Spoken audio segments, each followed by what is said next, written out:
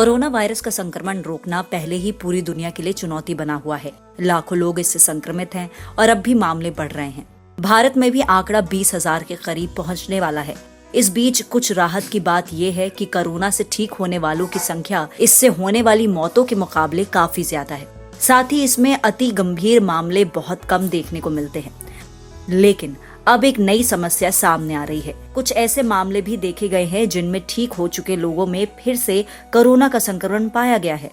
ये लोग अस्पताल से डिस्चार्ज हो चुके थे, लेकिन उसके बाद भी वो फिर से कोरोना पॉजिटिव पाए गए। हिमाचल प्रदेश के ऊना में एक ऐसा ही मामला सामने आया है।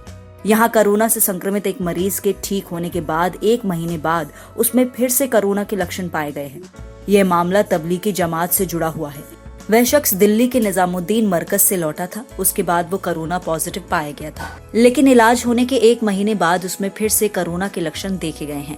ऐसे ही कुछ मामले चीन और दक्षिण कोरिया में भी सामने आए थे, जिसके बाद से वैज्ञानिकों की चिंताएं बढ़ गई हैं और सवाल उठने लगे हैं कि क्या ठीक होने के बाद फिर से कोरोना का संक्रमण हो सकता है और इसके पीछे क्या वजह है। इस वायरस के नए होने के कारण इस पर लगातार रिसर्च की जा रही है। ऐसे में कोरोना वायरस के दोबारा होने को लेकर कोई एक पुख्ता कारण तो नहीं बताया जा सकता, लेकिन फिर भी वैज्ञानिक इसके पीछे के कारणों को लेकर अंदाजा लगा रहे हैं। एक कारण ये बताया जा रहा है कि कई मामलों में इलाज के बाद कोरोना वायरस का असर कम तो हो जाता है, लेकिन पूरी तरह खत्म नहीं होता।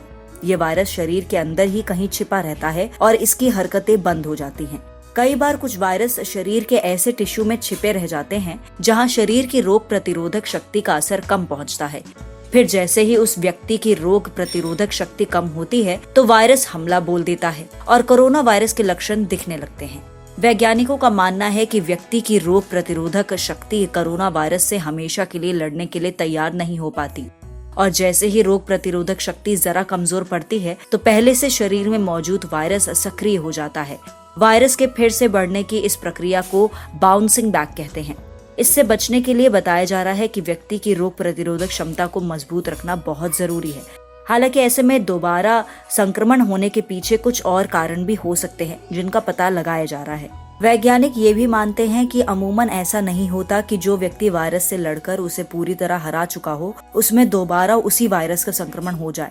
फ्लू वायरस की तरह ये वायरस बार बार अपना रूप नहीं बदलता। अलग अलग बीमारियों के खिलाफ शरीर की रोग प्रतिरोधक शक्ति अलग अलग तरह से काम करती है। कई ऐसे वायरस भी हैं जिनके खिलाफ टीके अधिक कारगर साबित नहीं होते। ऐसे में नियमित तौर पर टीके का डोज बढ़ाना बेहतर समझा जाता है। लेकिन कोविड-19 एक नया वायरस है जिसके बारे में ज्यादा पुख्ता जानकारी नहीं जुटाई जा सकी है।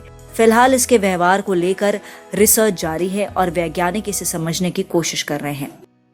अगर आपको हमारा वीडियो पसंद आया हो तो इसे लाइक करें, इस चैनल को सब्सक्राइब करें और हाँ, बेल आइकन भी दबाएं ताकि आप तक हमारे वीडियो की नोटिफिकेशन पहुंचते रहें।